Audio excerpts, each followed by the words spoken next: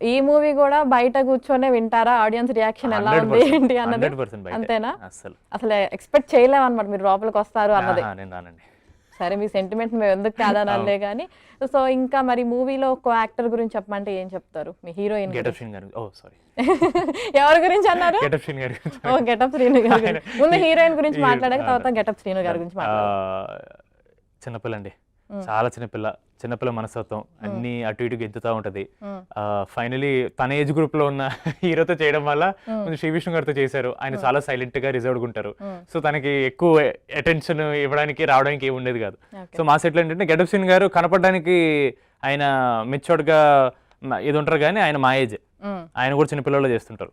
So మేము ముగ్గురం set మొత్తం అటు ఇటు గెంతుతూ అందరిని ఇరిటేట్ చేస్తూ, మెయిన్లీ మానస గారిని. సో చాలా బాగుండింది. It was very fun to work with her.